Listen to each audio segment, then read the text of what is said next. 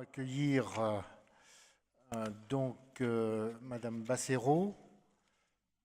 Je reprends son titre exact. Thérapie à médiation corporelle. Elle est sage-femme, sexologue, sexothérapeute, sexologique clinicienne, sexocorporelle et elle intervient aussi dans le diplôme de Nantes. Merci. Bonjour à tous. Comme je suis aussi un peu stressée et que je n'ai pas vraiment l'habitude d'avoir le rôle d'oratrice, je vous propose un petit exercice qui va me faire surtout à moi du bien. Vous êtes dans votre fauteuil. Comme on va parler du corps, comment il est votre corps là? Comment êtes-vous installé? Affalé? Redressé? Est-ce que vos pieds sont au sol? Est-ce qu'il y a des zones du corps qui pourraient peut-être plus se libérer? Et votre respiration, où la situez-vous, cette respiration en haut, en bas? Elle est ample? Elle est calme? Ça fait du bien? Et peut-être là, simplement par cette observation, vous allez être plus attentif à cette présentation. Ça m'a fait du bien. La place du corps dans l'évaluation sexoclinique, on en a déjà un peu parlé, mais suite aux brillantes communications que nous venons d'entendre, parler des thérapies à médiation corporelle dans cet après-midi sur l'évaluation peut vous paraître hors sujet. Et pourtant, toute sexothérapie se veut multi-axiale, avec un volet cognitif, un volet relationnel, un volet même symbolique, mais aussi un volet corporel. Dès la première consultation et même dans le début de l'évaluation, quelle que soit l'origine professionnelle et l'orientation thérapeutique du sexologue, nous allons être confrontés au corps du patient dans ses multiples dimensions. Le corps est omniprésent.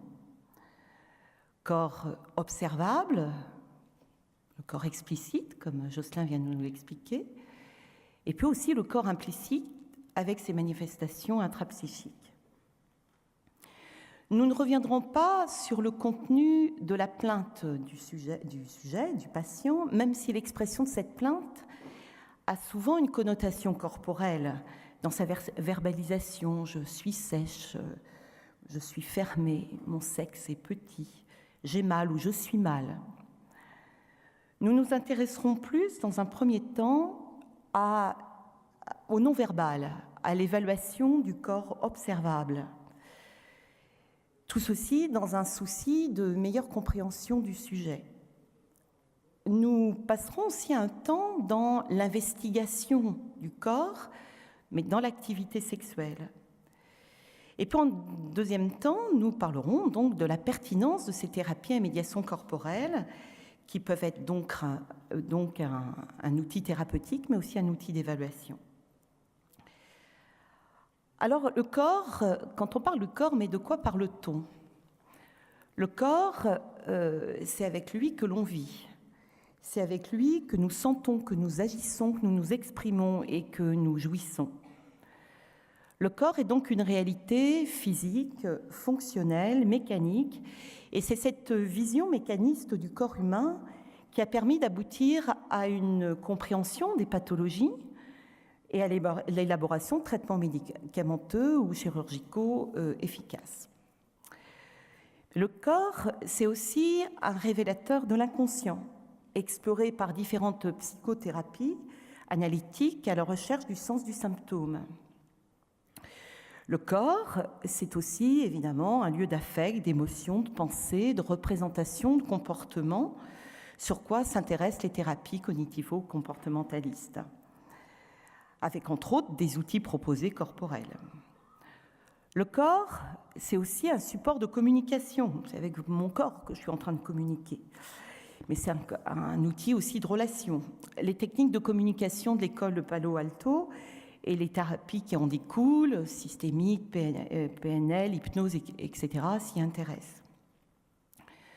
Le corps, dans peut-être d'autres cultures, est aussi une composante énergétique, cette énergie vitale nécessaire au maintien de notre bonne santé corporelle qui en découle.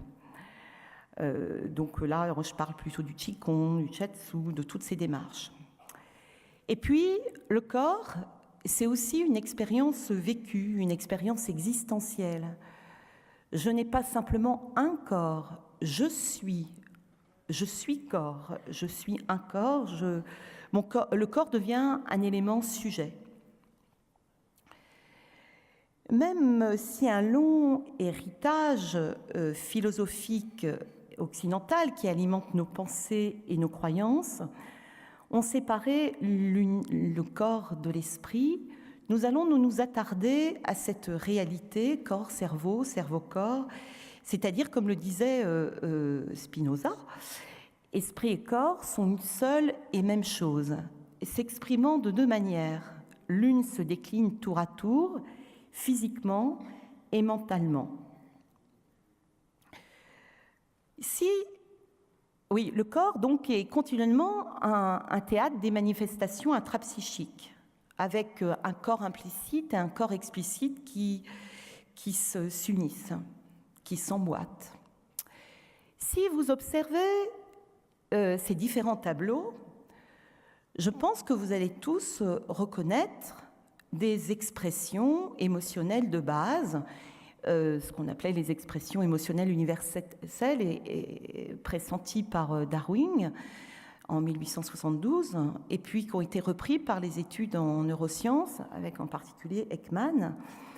Donc, expression émotionnelle universelle, vous reconnaîtrez la peur, la joie, la tristesse, le dégoût, la colère, l'étonnement, mais aussi le mépris.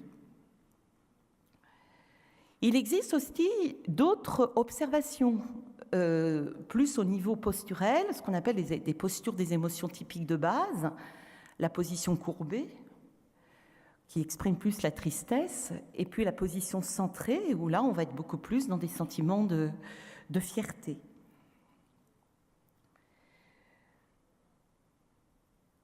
Si le corps est le théâtre des manifestations intrapsychiques, c'est-à-dire si toute pensée, même rationnelle, s'accompagne d'une résonance corporelle, par rétroaction, le corps peut aussi agir en retour sur l'affect.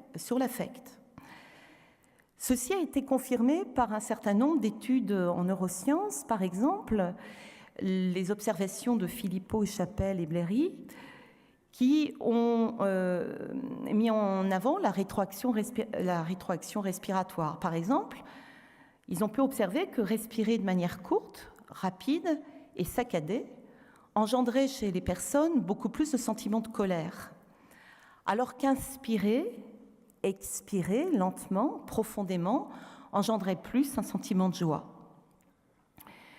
La même chose dans une rétroaction posturelle. Tipper et Stark ont conçu un questionnaire de qualité et ils ont fait lire ce questionnaire à des personnes dans des postures différentes. Donc une posture d'hypotonie et une posture au contraire tonique et redressée. Et il s'avère que les participants à la posture redressée ont rapporté une satisfaction de vie supérieure. Il y a aussi d'autres expressions émotionnelles dans l'utilisation du corps, en particulier l'utilisation des lois du corps, passer de l'hypertonicité à l'hypotonicité, la rapidité, la lenteur, la mobilité, l'immobilité, une respiration haute, limitée, une respiration abdominale basse. Toutes ces manifestations sont des manifestations observables. C'est l'observation de toutes ces observations qui vont nous permettre, de toutes ces manifestations qui vont nous permettre d'avoir une somme d'informations dans l'évaluation pour comprendre le fonctionnement du patient dans la vie, mais aussi dans ses cognitions, dans ses émotions, mais aussi dans sa vie sexuelle. En particulier, comment il utilise ses lois du corps ou sa façon de fonctionner dans son corps, dans sa fonctionnalité sexuelle, ce qui nous donnera aussi des éléments sur la façon dont il le vit et dans la façon dont il le pense. Donc l'observation, c'est une compétence à développer. Habituellement, nous sommes attentifs à la compréhension du discours du patient. Et c'est notre œil d'observateur qu'il va nous falloir donc développer. Ceci, eh bien, c'est un art. Dès le début d'une consultation, nous y sommes tous confrontés, quand nous allons chercher pour la première fois un patient dans une salle d'attente, nous allons avoir en quelques secondes une impression, la première impression. Cette première impression, elle est toujours subjective, en tout cas elle est souvent subjective. Elle est en lien avec notre propre système de pensée et ça sera propice à une interprétation peut-être rapide de notre patient. C'est l'observation répétée et détaillée du corps explicite qui va objectiver notre impression. Et ceci va nécessiter une grille de lecture corporelle précise pour une observation objective. J'ai pris comme exemple de grille de lecture, donc la grille de lecture proposée en sexo-corporel, puisque j'y suis aussi formée.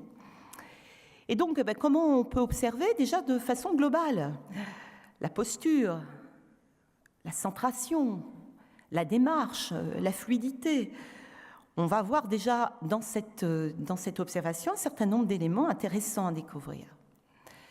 Ça peut aussi, toujours dans cette observation globale, une observation de la gestuelle, mais aussi des vêtements, de la coiffure, des accessoires, qui vont nous donner inévitablement des indications sur l'aspect féminoïde, masculinoïde ou non, ou neutre, de la personne. L'observation aussi des expressions des émotions. Dans une posture tonique ou dans une exacerbation de mouvement, on aura des informations sur l'expression des émotions de cette personne avec le calme, l'intensité d'un visage par exemple, mais aussi la façon dont la personne est capable de gérer ses émotions.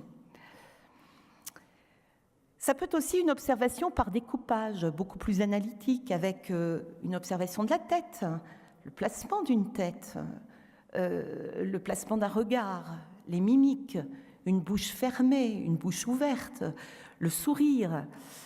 Ça peut être aussi l'observation du tronc, des épaules, des bras croisés, des bras en ouverture, des bras qui bougent, un tronc en avant, un tronc coincé sur le siège dans le cabinet de consultation.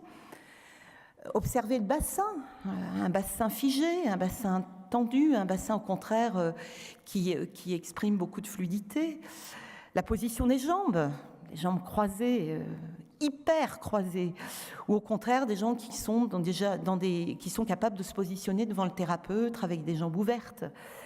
Les pieds, est-ce que j'ai des pieds ancrés, est-ce que j'ai des pieds posés ou est-ce que je suis suspendue sur mes orteils? Tout ça nous donne des indications. L'utilisation des lois du corps, on en a déjà parlé, mais aussi la relation entre le haut du corps, le bas du corps, est-ce que c'est harmonieux?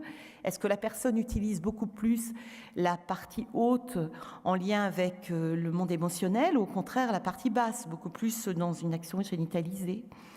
Toutes ces observations aussi pourront se faire debout, assis, en marchant aux différents temps de la consultation.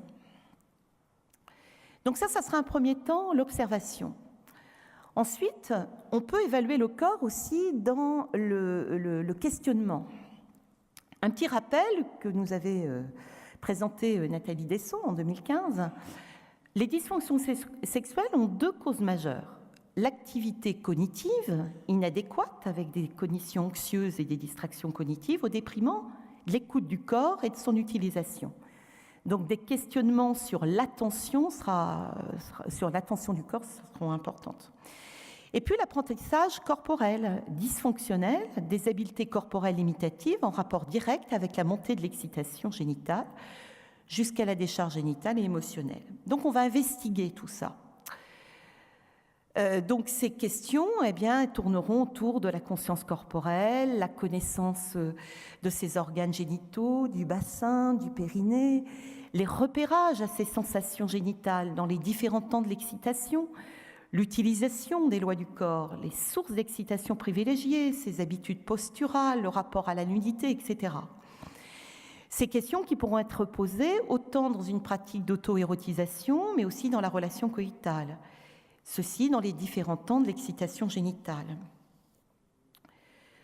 On pourra aussi donc, alors ça pourrait être, je pourrais vous donner des exemples de questions que j'avais mis en place dans le mémoire qui était sur le même sujet.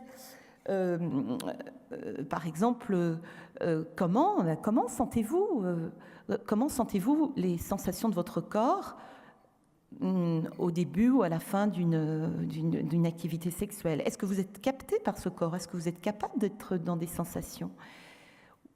Comment placez-vous votre respiration? Est-ce que vous êtes en blocage respiratoire du début jusqu'à la fin de la montée excitatoire? Comment ça se passe? Est-ce que c'est confortable? Enfin, il y a un tas de questions qu'on pourrait être amené à poser. Et puis le degré d'attention du corps dans l'activité sexuelle, je viens de le dire, c'était quelque chose d'important. Donc tout ceci nécessite une compétence, un savoir-faire et un savoir-être. Un savoir-faire, ça sera en relation avec notre connaissance, avec nos acquis. Mais un savoir-être, ça sera aussi en lien avec une réelle empathie qui va passer par le corps du thérapeute.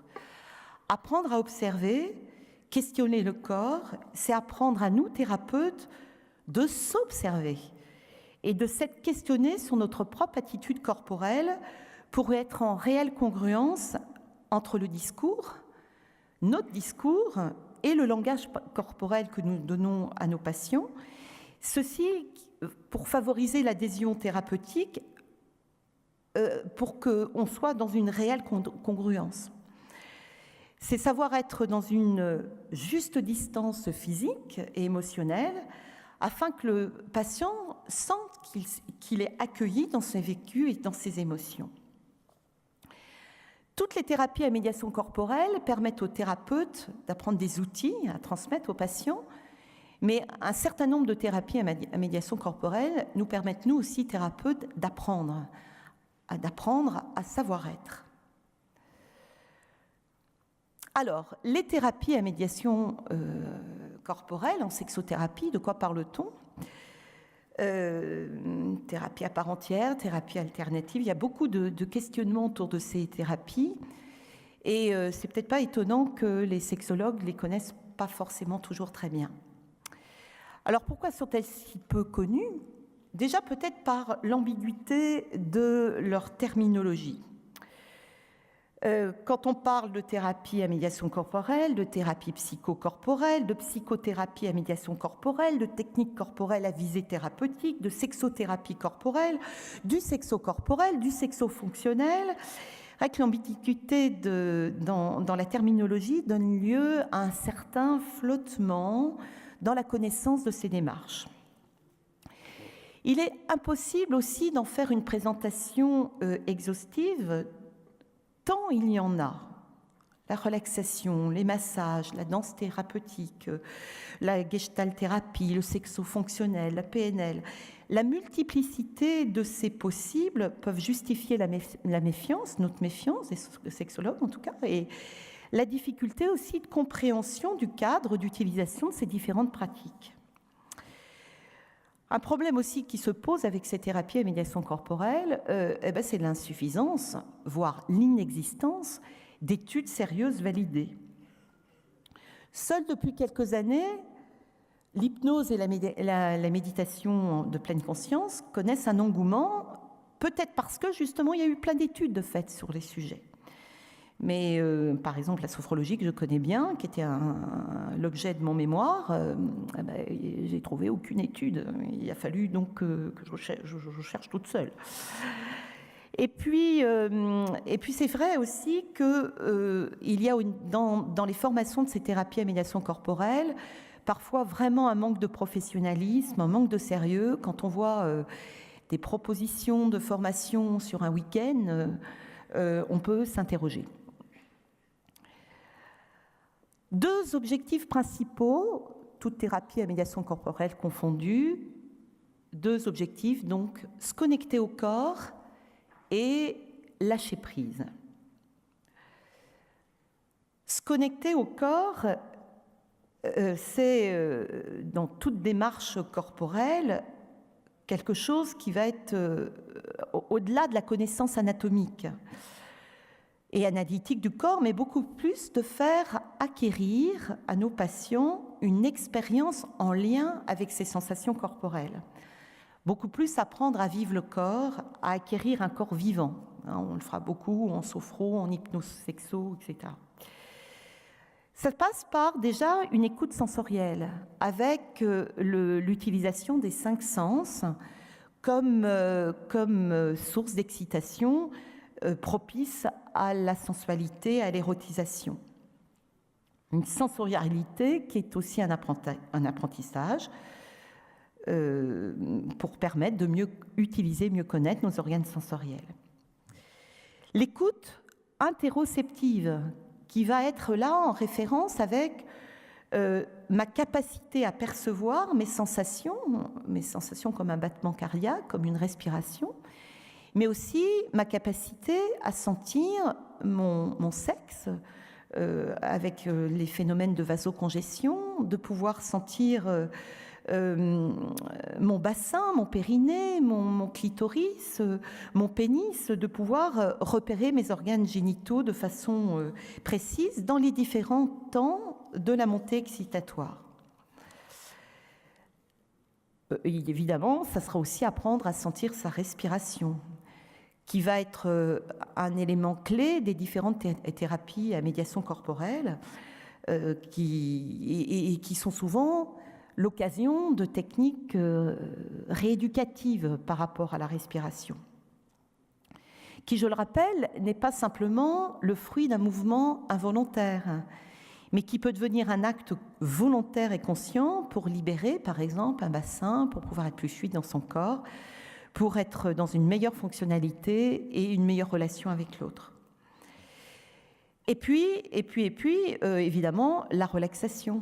La relaxation, là, je devrais parler des relaxations, parce que la relaxation, vous le savez bien, c'est pas simplement pour apprendre à se détendre, mais c'est beaucoup plus au sens de libérer ce qu'on a besoin de libérer. Libérer des tensions inutiles, autant physiquement que psychiquement. Donc, ce n'est pas on ne parle pas de relaxation passive, mais de relaxation active. Et puis, notre capacité à être ici et maintenant, dans ce que je vis, ce qui se passe dans mon expérience corporelle et relationnelle. Et ça, on sait que cette capacité à être dans l'instant présent est fortement perturbée par nos cognitions, par nos angoisses, par tout ce qui se passe dans notre tête, toutes les émotions qui vont nous encombrer, qui nous empêchent de vivre pleinement l'expérience. Donc ça va être le premier objectif, se connecter au corps avec toutes ces dimensions. Et puis la deuxième partie, le deuxième objectif des thérapies à médiation corporelle sera le fameux lâcher-prise. Alors là, quand on parle du lâcher-prise, on peut vite rentrer dans les clichés de développement personnel. Là aussi, il y a encore un petit peu de confusion et un peu n'importe quoi. Quand on parle de lâcher prise, encore faudrait savoir qu'on a besoin de lâcher. C'est lâcher du stress, c'est lâcher des anxiétés, c'est lâcher des images négatives du corps, des pensées parasites, des fausses croyances, etc. Mais qui vont avoir aussi des répercussions au niveau du corps, des corps tendus, des corps figés, des respirations bloquées. Donc le lâcher-prise va être autant dans une dimension physique que psychique. Et dans les thérapies à médiation corporelle, on y travaille beaucoup. Alors, quelques exemples, on est bien d'accord, impossible de les nommer toutes. J'ai essayé de les classer pour que vous en ayez une vision un petit peu plus précise.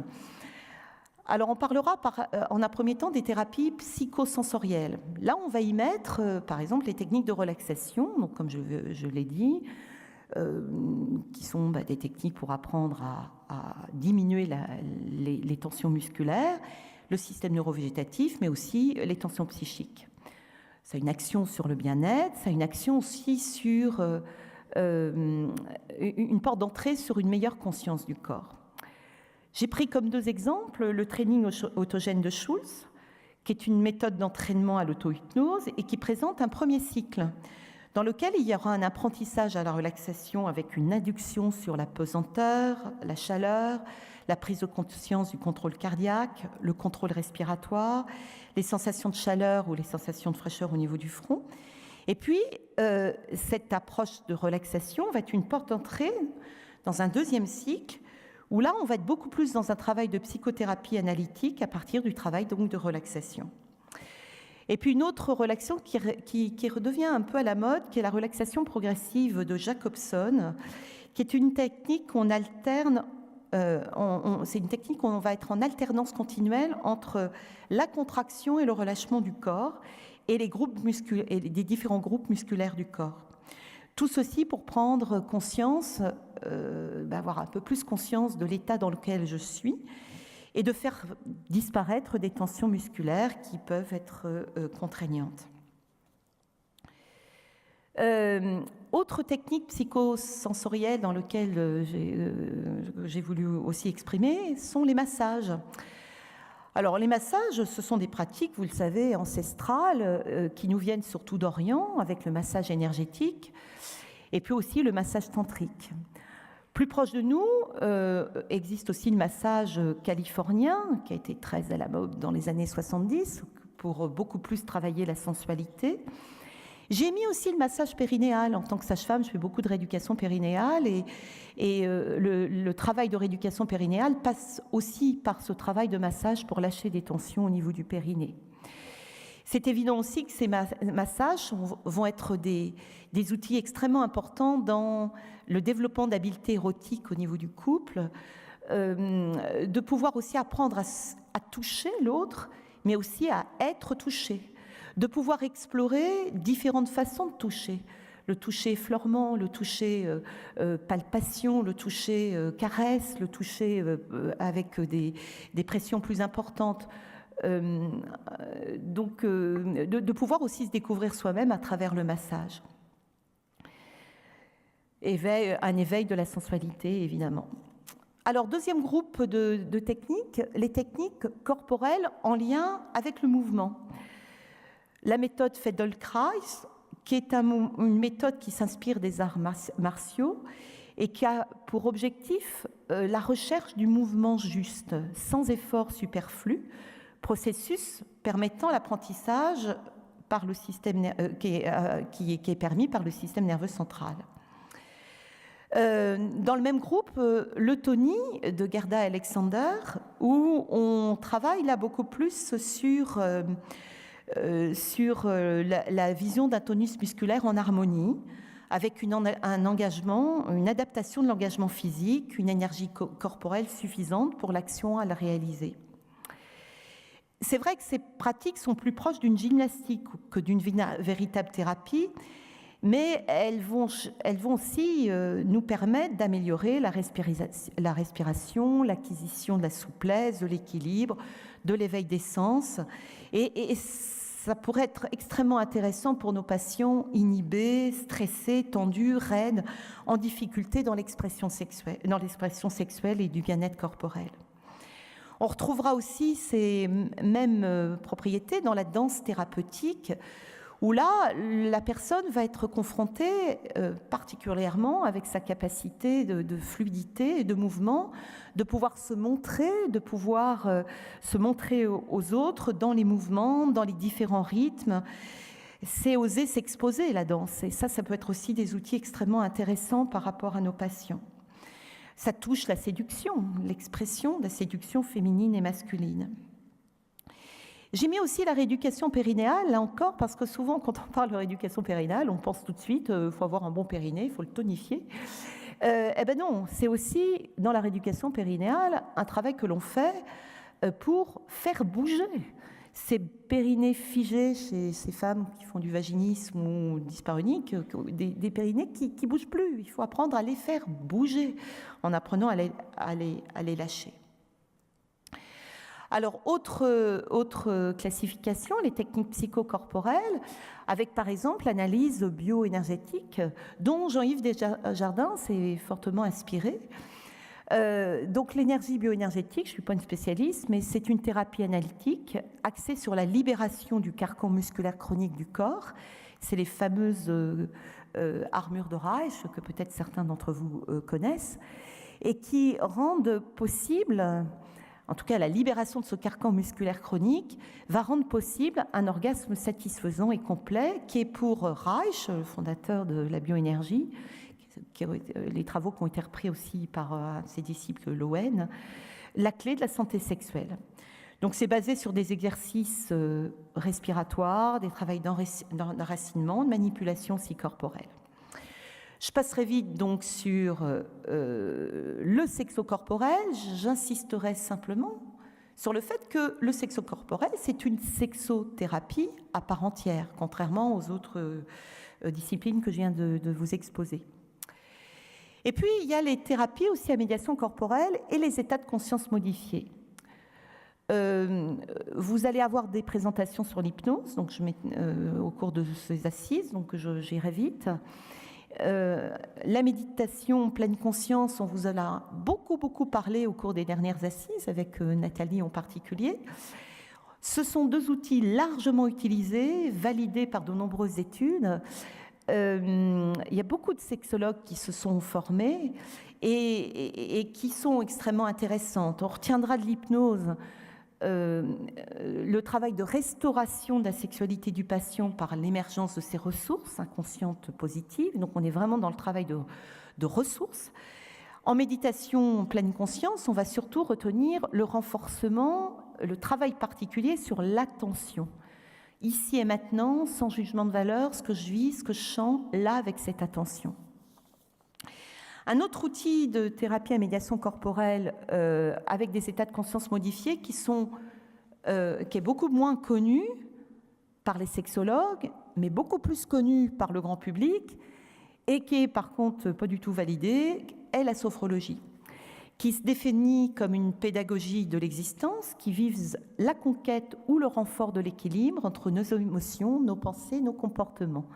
Le fondateur de la sophrologie est Alfonso Caicedo, neuropsychiatre colombien.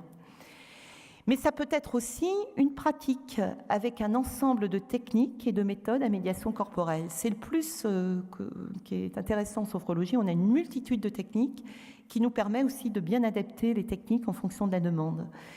Et le travail en sophro sera particulièrement intéressant pour travailler sur la conscience du corps sexué, des sensations internes et externes, des sensations du corps en mouvement, et non pas uniquement dans l'immobilité. Il y a un gros travail aussi de techniques respiratoires sur l'apprentissage de la respiration, l'acceptation du lâcher-prise, et puis des techniques proposées sur le déconditionnement de tensions psychiques ou de situations difficiles par la mise en situation positive d'une expérience sexuelle. Alors, peut-être à retenir dans tout ce que je viens d'exposer, c'est que le corps, pour le sexologue qui sait l'observer, est extrêmement précieux pour l'évaluation sexoclinique. L'observation, c'est pas simplement regarder une fois, ça nécessite un apprentissage pour pas sombrer dans l'interprétation, pour une lecture objective du patient. L'évaluation du corps dans la sexualité nécessite un savoir-être du thérapeute pour créer une réelle empathie. Les thérapies à médiation corporelle nous permettent tout ça. Avec chacune leur spécificité, elles ont vraiment une grande place dans la prise en charge sexologique. Elles sont des outils incontournables pour permettre aux patients d'acquérir des ressources à une bonne fonctionnalité sexuelle, au développement des habiletés érotiques et relationnelles, ceci dès le début de sa prise en charge. Le problème pour le sexologue, c'est de les connaître toutes. Se former à tout, c'est pas possible. Donc là, on retrouvera toujours la nécessité de créer un réseau quand on travaille, et un réseau qui peut être large, avec des spécialistes du corps, pourquoi pas même des danseurs, pourquoi pas des gens qui ne sont pas thérapeutes, mais qui vont permettre d'offrir à nos patients des espaces pour explorer et connaître mieux leur corps. Je vous remercie de votre attention, et puis je remercie aussi Picasso, Gauguin, Dali, Matisse, Magritte, Courbet, Hooper, Kandinsky, Goya, Warhol, Caravage, Klim, Bacchus, Miro, Cézanne, et puis alors je ne sais pas comment on le prononce, Sis Twombly, qui est actuellement à Paris dans une exposition extraordinaire que je vous conseille d'aller à Beaubourg. Je vous remercie.